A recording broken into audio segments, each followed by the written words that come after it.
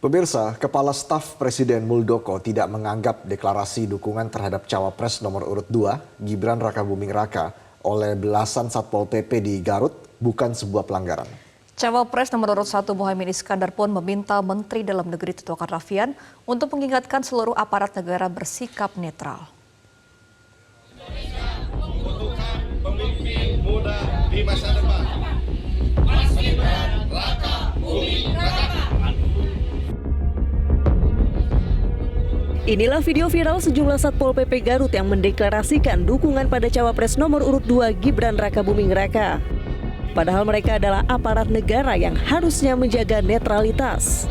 Setelah video ini viral, belasan Satpol PP ini dijatuhi hukuman skorsing dan penghentian gaji selama 1 hingga 3 bulan.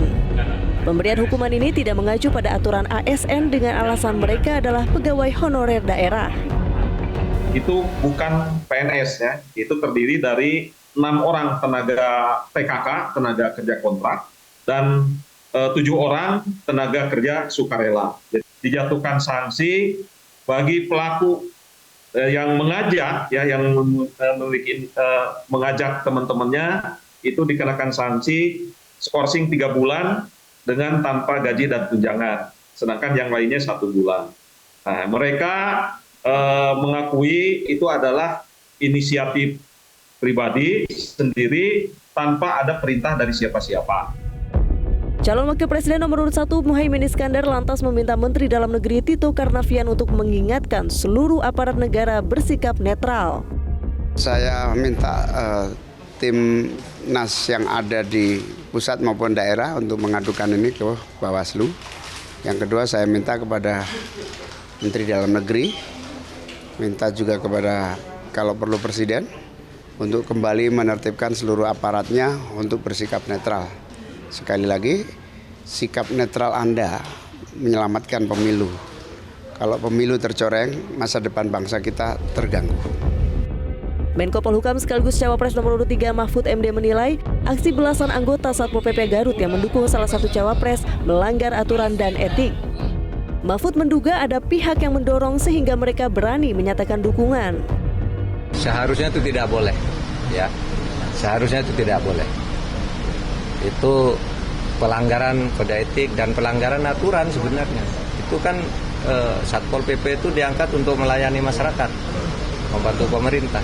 Kalau lalu mihak-mihak gitu tuh sudah melanggar, dan sekelas Satpol PP itu saya kira tidak seberani itu kalau tidak ada yang mendorong. Nah, tinggal siapa yang mendorong itu, apakah orang luar atau orang dalam, nah, nanti kita lihat.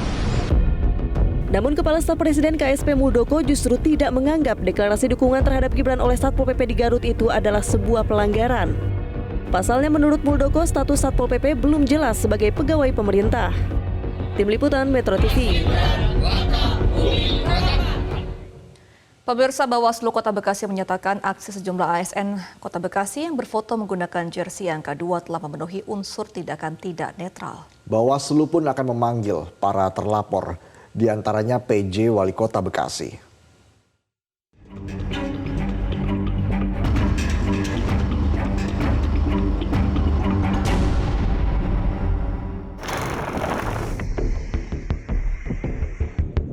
Usai viral belasan ASN Kota Bekasi berfoto menggunakan jersey bergambar angka 2, Bawaslu Kota Bekasi menyatakan bahwa hal tersebut secara formil dan material telah memenuhi unsur ketidaknetralan ASN.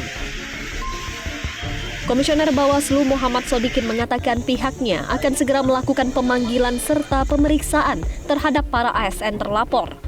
Jadi kasus laporan dugaan netralitas ASN nomor 015 secara syarat formil dan material telah terpenuhi.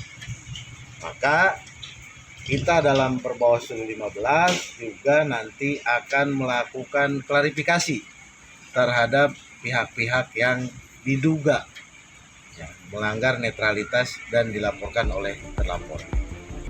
Sebelumnya viral di media sosial, sejumlah ASN Kota Bekasi yang berfoto menggunakan jersey sepak bola bernomor punggung angka 2. Dalam foto tersebut tidak ada nomor punggung lain yang ditunjukkan. Hal ini pun menjadi sorotan karena ASN yang seharusnya netral malah diduga menunjukkan keberpihakannya kepada salah satu pasangan calon. Laporan pun dilayangkan ke Bawaslu Kota Bekasi. 13 ASN yang turut dilaporkan dalam kasus ini yakni PJ Wali Kota Bekasi, Kasat Pol PP, Kepala Cabang Bank BJB Kota Bekasi, dan 10 camat Kota Bekasi. Terkait hal ini, PJ Wali Kota Bekasi Raden Gani Muhammad mengungkap bahwa foto tersebut diambil saat kegiatan rutin olahraga dan penggunaan jersey nomor 2 adalah ketidaksengajaan. Gani pun mengatakan pihaknya akan mengikuti putusan Bawaslu terkait sanksi.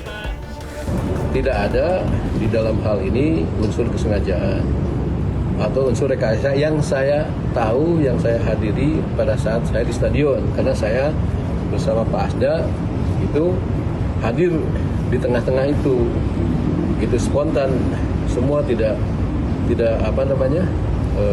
ada rekayasa. Kita ingin mendukung karena komitmen saya terhadap seluruh jajaran ASN di Kota Bekasi, baik di tataran di Pemko, pada saat saya turun ke kelurahan, kecamatan, saya selalu menyampaikan tegak lurus, tidak mendukung salah satu paslon. Kita tegak lurus sesuai arahan pimpinan kami di Kemendagri. Aparatur sipil negara atau ASN berulang kali diingatkan untuk bersikap netral dalam pemilu 2024 dan tidak boleh berpihak kepada salah satu pasangan calon. Bahkan Kementerian Dalam Negeri juga mengeluarkan aturan bagi ASN agar tidak bersuah foto dengan menunjukkan gerak tangan yang mengarah kepada salah satu pasangan calon tertentu selama masa kampanye pemilu 2024. Dari Bekasi, Jawa Barat, Ahmad Nur Hidayat, Metro TV.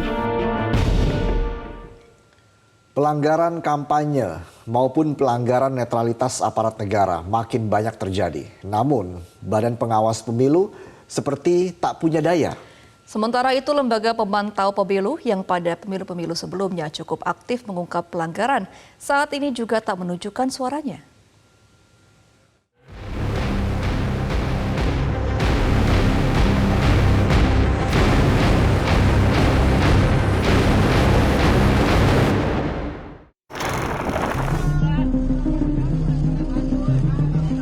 Hari Rabu 3 Januari lalu, calon wakil presiden nomor urut 2 Gibran Rakabuming Raka tampak datang ke kantor Badan Pengawas Pemilu atau Bawaslu Jakarta Pusat.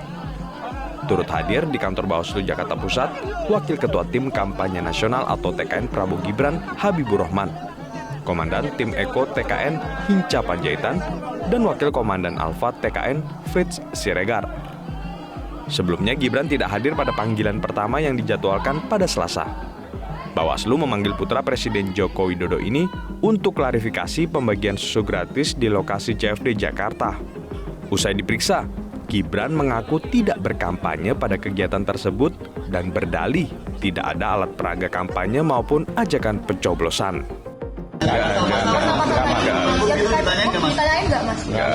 Tidak ada sama sekali kegiatan politik, ya. Kan juga beberapa teman-teman saya ajak juga kemarin, ya. Tuh, Mas sempat disampaikan dulu tidak asal susunya tidak tahu dari mana, Mas. Itu sebenarnya susunya yang dibagikan dari mana ya, Mas? Asal susunya. Sebelumnya kan sempat disebutkan tidak tahu asal. Sama sekali tidak dari. Ya. Buntut pemanggilan ini, ketua hingga anggota Bawaslu Jakarta Pusat akan dilaporkan ke Dewan Kehormatan Penyelenggara Pemilihan Umum atau DKPP. TKN Prabowo Gibran menilai Bawaslu Jakarta Pusat tidak profesional. Ya, kan kami di satu sisi kami memenuhi kewajiban kami sebagai warga negara yang baik, Mas Gibran hadir, tapi di sisi lain kami melihat ada tindakan-tindakan yang menurut kami menjadi ranah DKPP, ketidakprofesionalan, termasuk indikasi pelanggaran azas nebis in idem tersebut. Sudah disampaikan teman-teman rekan kami tadi ke DKPP. Gertakan TKN Prabowo Gibran terhadap Bawaslu dikhawatirkan membuat lembaga pengawas pemilu tersebut makin melempem.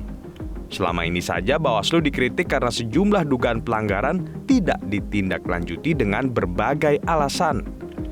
Calon Presiden nomor urut 3 Ganjar Pranowo mengkhawatirkan jika Bawaslu tidak melakukan tindakan terhadap berbagai pelanggaran kampanye, maka rakyat akan melakukan tindakan sendiri-sendiri. Ya, saya kira Bawaslu mesti bertindak dan Bawaslu mesti menunjukkan taringnya. Kalau tidak, lembaga ini tidak akan dipercaya dan kemudian semua akan mengambil tindakan dan itu tidak bagus untuk sebuah proses demokrasi. Melampaunya Bawaslu ini disayangkan Perkumpulan untuk Pemilu dan Demokrasi atau Perludem. Sebab saat ini sejatinya Bawaslu secara kelembagaan dan kewenangan sudah sangat kuat. Bahkan Bawaslu saat ini sudah semi peradilan. Nah, jadi sebetulnya ketika ada pihak-pihak yang melaporkan dugaan pelanggaran pemilu kepada Bawaslu, nah itu sudah seharusnya dan menjadi tugasnya Bawaslu untuk itu ditindaklanjuti gitu ya, siapapun itu peserta pemilu manapun, pasangan calon presiden manapun, karena itu mekanisme yang disediakan gitu ya untuk memulihkan hak-hak elektoral dari pihak-pihak yang merasa dirugikan. Nah, terkait dengan itu sebetulnya makanya harapannya Bawaslu bisa progresif begitu ya, karena jangan sampai kemudian lembaga ini yang sebetulnya sudah mengalami transformasi sejak pemilu 99, 2004 dan sampai hari ini, Bawaslu itu kan menjadi lembaga yang bertransformasi menjadi lembaga yang cukup kuat gitu ya. Bukan hanya dari sisi kelembagaan, dia menjadi lembaga yang sudah permanen dari tingkat pusat sampai tingkat kabupaten kota, tapi dari sisi kewenangan Bawaslu ini bisa dikatakan sebagai lembaga yang sudah semi peradilan. Dia punya mekanisme pengawasan, dia punya mekanisme pencegahan, dan dia pun juga bisa melakukan atau memberikan sanksi terhadap pelanggaran administrasi. Jadi sebetulnya Bawaslu dengan kewenangan yang sudah sangat besar harus bisa lebih progresif begitu ya, tidak perlu khawatir dengan intimidasi karena Undang-Undang Dasar sendiri mengatakan bahwa lembaga penyelenggara pemilu itu harus independen. Yang tampak melemah sejatinya bukan hanya Bawaslu, tapi juga lembaga pemantau pemilu. Berdasarkan data Bawaslu, ada 20 lembaga yang terakreditasi sebagai lembaga pemantau pemilu. Namun hingga saat ini, suara mereka nyaris tidak terdengar di tengah banyaknya dugaan pelanggaran kampanye. Perludem menilai, saat ini ada kecenderungan publik untuk menyerahkan masalah pengawasan pemilu kepada Bawaslu karena pengawas resmi pemilu tersebut sudah diperkuat baik kelembagaan maupun kewenangan. Kalau kita lihat tren saja dari pemantau pemilu memang jumlahnya berkurang. Karena sudah ada anggapan di masyarakat, kita sekarang sudah punya Bawaslu.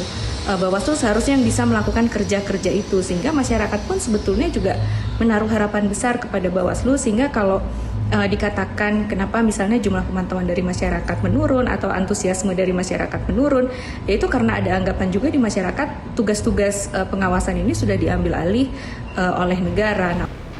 Bawaslu yang secara kelembagaan dan kewenangan sejatinya sudah kuat, tapi di lapangan terlihat lemah, tentu menimbulkan tanda tanya. Dalam situasi semacam ini, lembaga pemantau pemilu khususnya yang sudah terdaftar di Bawaslu harus meningkatkan intensitas pemantauannya.